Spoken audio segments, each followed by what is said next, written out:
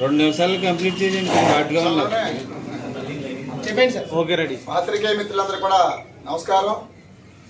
నేను అమలాపురం నియోజకవర్గం Janasena party incharge సెట్టిపుత్ర రాజబాబుని మాట్లాడుతున్నాను. ఇవాళ జనసేన పార్టీ అమలాపురం నియోజకవర్గ ఇన్ఛార్జ్ పదవికి, ప్రాథమిక సభ్యత్వానికి, క్రియాశీలక సభ్యత్వానికి నేను రాజీనామా చేస్తున్నానని చెప్పేసి తెలియజేస్తా ఉన్నాను.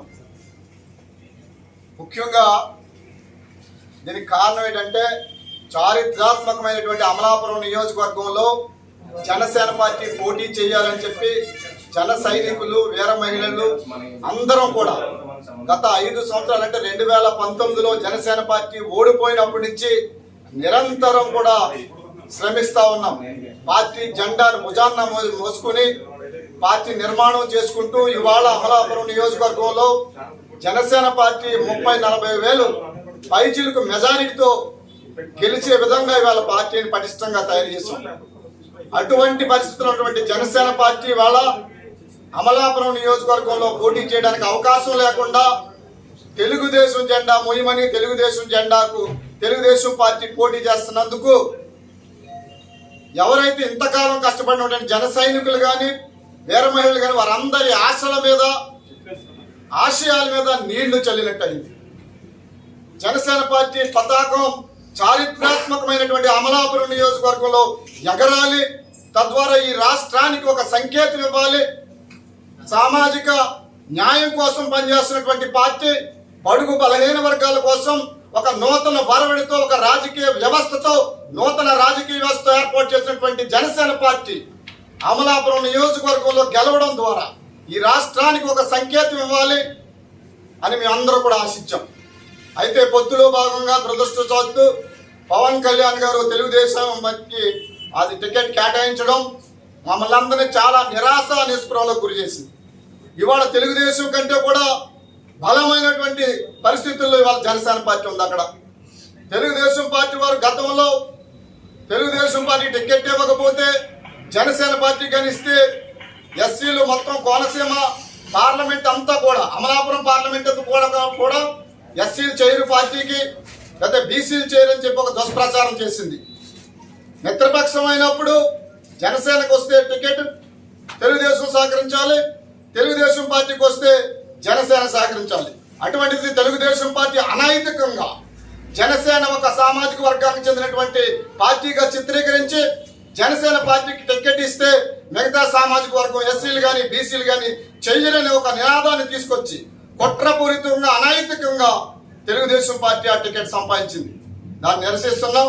ఎట్టి బస్సులో జనసేన జెండా మోసిన నేను 2009లో ప్రజారాజ్యం జెండా మోసాం. అనంతరం 2017 నుంచి కూడా జనసేన పార్టీ జెండా మోస్తా ఉన్నాం. 2019లో సుమారు 45,200 పైచిలకు ఓట్లు ఈ రాష్ట్రంలోనే అత్యధిక ఓట్లు సాధించినటువంటి నియోజకవర్గంలో అమలాపురం నియోజకవర్గం ఒకటి. ఆ నియోజకవర్గంలో ఓడిపోయినప్పటి నుంచి కూడా నిరాశ నిస్పృహకు లోనవ్వకుండా ప్రజా ఉద్యమాల ద్వారా, ప్రజా సమస్యల మీద పనిచేయడం ద్వారా ఈవేళ జనసేన పార్టీని అమలాపురం నియోజకవర్గంలో నెంబర్ 1 స్థాయిలో నిలబెట్టాం ఈ రాష్ట్రంలోనే. అది సగర్వంగా ఒక ఇన్ఛార్జిగా, ఎంతకాలం జనసేన జెండా మోసినటువంటి ఒక ఇన్ఛార్జిగా నేను సగర్వంగా చెప్తా ఉన్నాను. ఈ రాష్ట్రంలో ఉన్నటువంటి 175 నియోజకవర్గాల కంటే కూడా జనసేన పార్టీని అమలాపురం నియోజకవర్గంలో అత్యున్నత స్థానంలో నెంబర్ 1 స్థానంలో నిలబెట్టాం. అటువంటి చారిత్రాత్మకమైనటువంటి అమలాపురాన్ని తెలుగుదేశం ఒత్తిడికి లోనై వదులుకోవడం అనేది చాలా బాధాకరం. అందుకనే ఇక తెలుగుదేశం జెండా మోసే మా భుజాలు మోయడానికి సిద్ధంగా లేవు కాబట్టి ఇవాళ జనసేన పార్టీకి రిజైన్ చేస్తా ఉన్నాం. ఒక్కటే కాదు, పవన్ కళ్యాణ్ గారు పొత్తులో భాగంగా ముందు 24 సీట్లు అన్నారు. దానికి ఆయన దాన్ని సమర్థించుకుంటూ తాడేపల్లిగూడలో బహిరంగ సభలో మాట్లాడారు. తర్వాత 21 సీట్లు అన్నారు. 21లో కూడా నిజమైనటువంటి జనసేన జెండా మోసినటువంటి కార్యకర్తలు కానీ, నాయకులు కానీ ఎంతమంది ఉన్నారని చెప్పి ప్రశ్నిస్తా ఉన్నాను. అందులో సగానికి పైగా తెలుగుదేశం వారు, వైసీపీ వారే ఉన్నారే. మన జనసేన పార్టీలో జెండా మోసినటువంటి నాయకులు, జెండా మోసినటువంటి కార్యకర్తలు ఉన్నారు కదా.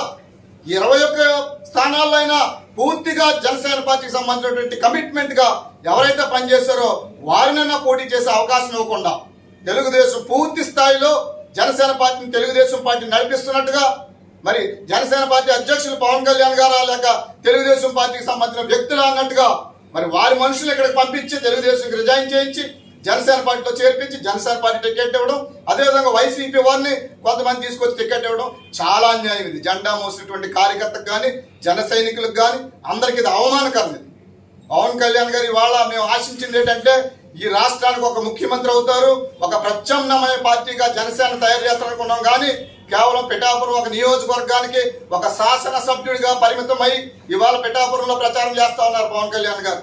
పిఠాపురం అభివృద్ధి చేస్తాను, పిఠాపురం నేను ప్రణాళిక రచిస్తాను అంటున్నారు. చాలా బాధగా ఉంది. ఈ రాష్ట్రానికి ఒక ముఖ్యమంత్రి స్థాయిలో దిశ నిర్దేశం చేసి ఈ రాష్ట్ర అభివృద్ధికి ప్రణాళిక రచించాల్సినటువంటి ఒక నాయకుడు ఇవాళ ఒక నియోజకవర్గానికి పరిమితం అవడం అంటే ఇది తెలుగుదేశం కుట్రగానే మేము భావిస్తా ఉన్నాం. కాబట్టి ఎట్టి పరిస్థితుల్లో కూడా తెలుగుదేశం పార్టీతో కలిసి పనిచేయడానికి సిద్ధం లేం. కాబట్టి పార్టీ నుంచి ఇవాళ పార్టీకి అమలాపురం నియోజకవర్గ ఇన్ఛార్జికి, అదేవిధంగా ప్రాథమిక సభ్యత్వానికి, క్రియాశీల సభ్యత్వానికి రాజీనామా చేస్తూ ఇంతకాలం సహకరించినటువంటి జన సైనికులకి, వీర మహిళలకి, అమలాపురం నియోజకవర్గం ప్రతి ఒక్కరు కూడా పేరు పేరున మీడియా ప్రతినిధుల సమక్షంలో ప్రత్యేక కృతజ్ఞతలు తెలియజేసుకుంటా ఉన్నాను. అయితే ఏ నిర్ణయం తీసుకోలేదండి. మొన్న శనివారం అభిమానుల సమావేశం పెట్టాం. మీరు ఏ నిర్ణయం తీసుకున్నా మీతో ఉంటామంటున్నారు. కొంతమంది ఇండిపెండెంట్గా పోటీ చేయమంటున్నారు, కొంతమంది ఏదో ఒక నిర్ణయం తీసుకోమంటున్నారు. 1-2 రోజుల్లో ఖచ్చితంగా నిర్ణయం తీసుకోవడం జరుగుతుంది. టీడీపీ అభ్యర్థికి మీరు సపోర్ట్ ఉండదనే ఉద్దేశంతోనే రాజీనామా చేస్తున్నారా? ఇట్టి పరిస్థితుల్లో టీడీపీ అభ్యర్థికి సపోర్ట్ చేయాల్సిన అవసరం కానీ టీడీపీ జెండా మోయాల్సిన అవసరం కానీ మాకు లేదు, నాకు లేదు. అందుకని అంటే నైతికంగా పొత్తు ధర్మం ప్రకారం చేయాలి. కాబట్టి పార్టీలో ఉంటే అది ఈ రోజు స్వచ్ఛందంగా నాకు నేనుగా పార్టీ నుంచి నిష్క్రమిస్తా ఉన్నా. అమలాపురం విధ్వంస నేపథ్యంలో జనసేన టికెట్ ఇస్తే ఖచ్చితంగా జనసేన అధికారంలోకి వస్తుందని చిన్న ఇది నడిచింది అమలాపురం. అది వాస్తవం అంటారా? కేవలం విధ్వంసం ఒకటే కారణం కాదండి. ఇప్పుడు అమలాపురంలో ప్రజలందరూ కూడా ఒక కొత్త పార్టీకి, కొత్త నాయకుడికి అవకాశం ఇవ్వాలి.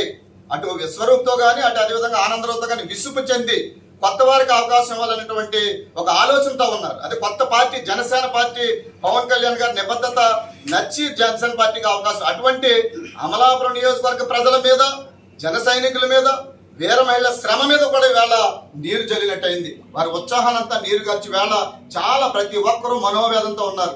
జెండా మోసం, 5 సంవత్సరాల పాటు జెండా మోసం, ఈ జెండా ఎగరాలి, అమలాపురంలో అసెంబ్లీకి వెళ్ళాలి అమలాపురం జనసేన పార్టీ అనుకున్నారు. నేను ఇంకోటి కూడా కోరాను పార్టీని, ఒకవేళ నా మీద ఏదన్నా అభియోగం ఉండి నాకు ఇవ్వడానికి ఇష్టం లేకపోతే చారిత్రాత్మకమైన అమలాపురం నియోజకవర్గం దయచేసి వదులుకోవద్దు. ఎవరినైనా సరే వ్యక్తిని పెట్టి, వేరే అభ్యర్థినైనా సరే పెట్టి మన జెండా గెలవాలి, ఇక్కడ జెండా నిలబెట్టాలి, మేము దానికి మనస్ఫూర్తిగా సహకరిస్తామని చెప్పి పవన్ కళ్యాణ్ గారికి లెటర్ కూడా రాయడం జరిగింది. ఆ లెటర్ కూడా ఎంతవరకు స్పందించలేదు. అక్కడ అసలు జరిగిన విషయం ఏంటి, అమలాపురంలో జరిగినటువంటి అన్యాయం చెప్పుకుందామంటే వినే నాదుడు లేడు. ఇంచుమించుగా డిసెంబర్ 15వ తారీఖున మనం అమలాపురం నియోజకవర్గంలో పోటీ చేస్తున్నామని చెప్పారు పవన్ కళ్యాణ్ గారు. ఆ రోజు నుంచి ఈ రోజు వరకు కూడా మళ్ళీ అపాయింట్మెంట్ లేదు. మొన్న మార్చి 15వ తారీఖున అంటే 14వ తారీఖున పార్టీలో సూచాయిగా తెలుగుదేశంకి మార్చేస్తున్నాం టికెట్ అని చెప్పారు.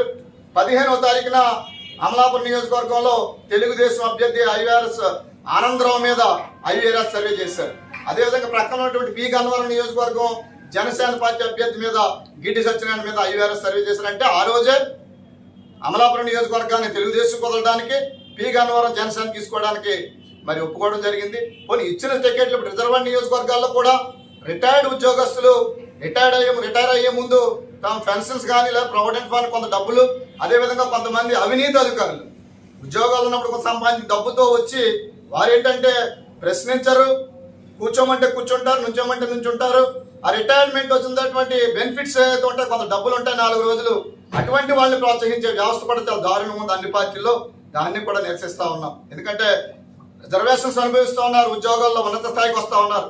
రిటైర్మెంట్ అయిన తర్వాత రిటైర్మెంట్ ఫండ్స్ డబ్బులు పట్టుకొచ్చి మళ్ళీ రాజకీయ రిజర్వేషన్ ఎవరైతే ఉత్సాహంగా పనిచేసే షెడ్యూల్ కులాల్లో ఉన్నటువంటి యువత కానీ ఎవరైతే ఆ యొక్క రిజర్వేషన్ల కోసం కానీ లేదా హక్కుల కోసం పోరాడే వారికి అవకాశాలు లేకుండా ఈ రిటైర్మెంట్ ఉద్యోగులు కూడా చేస్తూ ఉన్నారు. జనసేన కూడా ఇవాళ రాజోలు కానీ అదేవిధంగా పి గన్నవరం కానీ ఇద్దరు రిటైర్డ్ ఉద్యోగస్తులకు ఇచ్చింది. అంటే రిటైర్డ్ ఉద్యోగస్తులు అంటే ఖచ్చితంగా రిటైర్మెంట్ బెనిఫిట్స్ తో సంబంధించిన డబ్బులు ఉంటాయి, లేదా వాళ్ళు జాబ్ చేసేటప్పుడు అవినీతితో సంబంధించిన డబ్బులు ఉంటాయి.